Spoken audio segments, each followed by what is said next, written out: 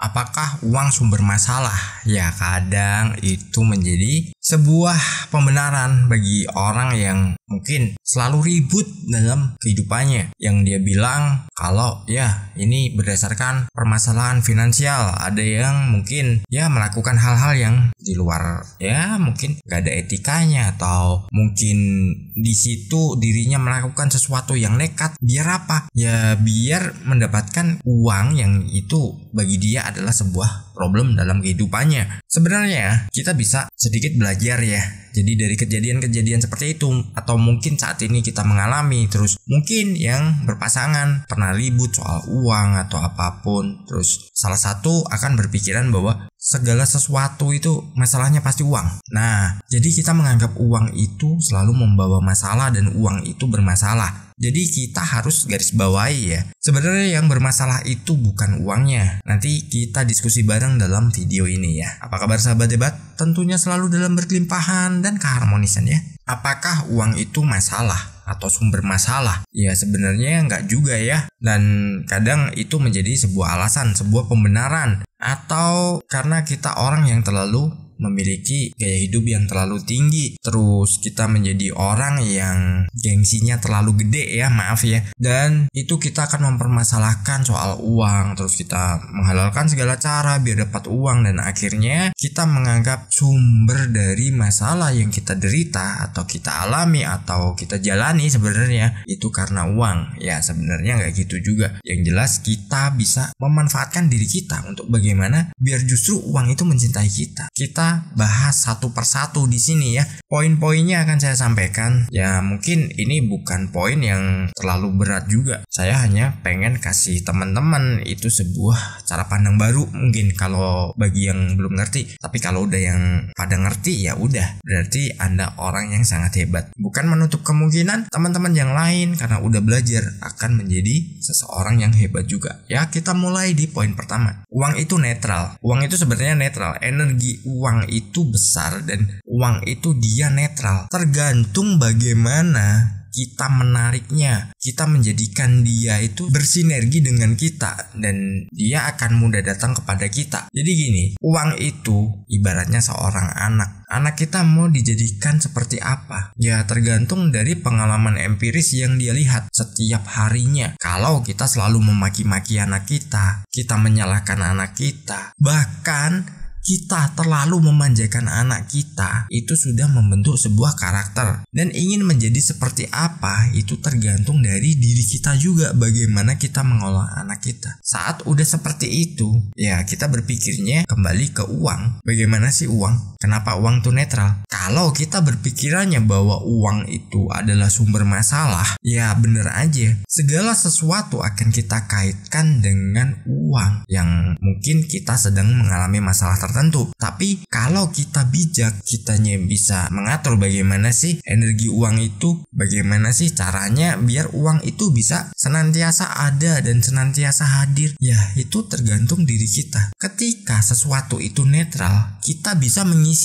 Jadi bisa kita isikan dengan sesuatu yang positif, bisa kita isikan pula dengan sesuatu yang negatif. Nah itu terserah Anda mau diisikan seperti apa. Kalau saya pilih mengisikan uang itu dengan sesuatu yang positif. Karena apa? Ya uang netral. Jadi biar dirinya itu selalu dekat dengan kita, mudah kepada kita, dan kita bisa menjadi orang yang dengan mudah didatangi uang, atau bahkan apapun yang kita kerjakan akan menghasilkan uang. Karena sumber uang ini ada di mana-mana, dan sumber uang ini setiap orang itu punya peluang. Dan kita lanjut di poin kedua, persepsi tentang uang. Bagaimana sih persepsi kita tentang uang? Jadi uang itu apa dan uang itu bagaimana? Semua tergantung dari persepsi kita. Sebenarnya nyambung dengan poin pertama. Uang itu ya kita mau bikin dia seperti apa? Apakah kita menganggapnya sesuatu yang mudah ataukah sesuatu yang mungkin memang menjadi sebuah troublemaker, pembuat masalah? Saat kita udah menganggap uang itu sumber masalah, jangan salahkan kalau kita susah mendapatkan uang. Kadang ada yang berpikiran, wah cari uang kok susahnya minta ampun, wah kok beratnya minta ampun, kok begini, kok begitu. Pokoknya menyalahkan uang karena menganggap uang itu sebagai masalah. Kalau uang itu sesuatu yang Anda anggap masalah, Kenapa Anda mau mencarinya? Berarti Anda mencari sebuah masalah. Sederhananya seperti itu. Jadi kita harus merubah persepsi kita dulu. Uang itu bagaimana? Karena uang itu netral. Uang akan mengikuti apa yang kita pikirkan, apa yang sudah kita tanamkan pada pikiran kita tentang uang itu sendiri. Lanjut di poin ketiga. Selalu dijadikan alasan. Ya, alasan di sini adalah alasan untuk pembenaran. Kita mau apa? Ya kita menyalahkan uang. Kita nggak bisa apa? Kita menyalahkan uang. Kita ngelihat tetangga kita bisa beli sesuatu, kita menyalahkan uang. Kok uang nggak berpihak kepadaku? Kok uang itu tidak pernah datang dengan mudah? Terus apapun lah itu. Yang jelas itu adalah sebuah alasan untuk pembenaran diri kita. Padahal kitanya sendiri nggak mau berbuat apa-apa. Kitanya orangnya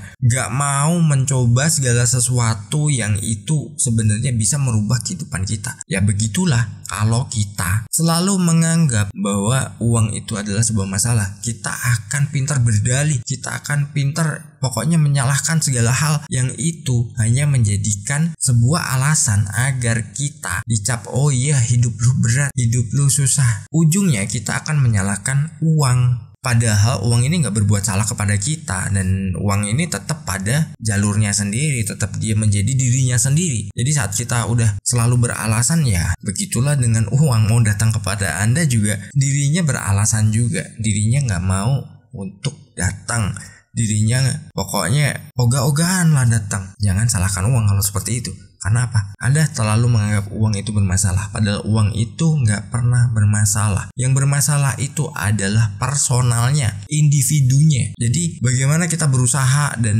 biar uang itu juga akan senantiasa mengalir kepada kita. Merekanya berduyun-duyun bahkan datang kepada kita, yaitu kembali lagi ke diri kita sendiri, ya. Lanjut di poin keempat. Tidak bersahabat dengan uang. Ya, dengan anggapan kita bahwa uang itu sesuatu yang bermasalah atau uang adalah sumber masalah, maka kita nggak akan pernah bersahabat dengan uang. Contoh halnya, Anda dianggap sama teman Anda bahwa Anda orang yang bermasalah. Anda seorang troublemaker mungkin. Padahal enggak. Apakah Anda masih mau berteman dengan orang itu? Apakah Anda mau bersahabat dengan orang itu? Tentu saja enggak kan? Tentu saja ya sudahlah, stop aja. Buat apa dilanjutin? Dari situlah uang juga berperilaku sama. Karena apa? Dia energi juga, energi yang berwujud. Jadi hati-hati. Energi yang kita pancarkan itu akan menarik segala hal yang akan dikirim kepada kita. Begitulah hukum law of attraction. Kelola pikiran kita dengan baik, kelola perasaan kita dengan baik, rubah cara pandang negatif ke cara pandang yang positif. Meskipun memang suatu saat kita harus ada masa dimana kita mengakui bahwa rasa negatif itu ada, tapi ya itu buru-buru buang dari diri kita. Kita tetap menjadikan diri kita adalah orang yang selalu memiliki prinsip positif dalam kehidupan. Di poin kelima adalah tidak memiliki motivasi. Kita nggak memiliki impian, kita nggak memiliki tujuan. Itu sama halnya kita nggak ada sesuatu yang memotivasi kita. Apalagi kita nggak punya motivasi soal uang, ya sudah, kita akan berhenti berusaha dan kita hanya gitu-gitu aja. Banyak kok saya melihat orang yang hidupnya itu hanya menjadi ya parasit. Jadi nempel sana nempel sini, mana yang bisa menghasilkan ya itu dia nempel.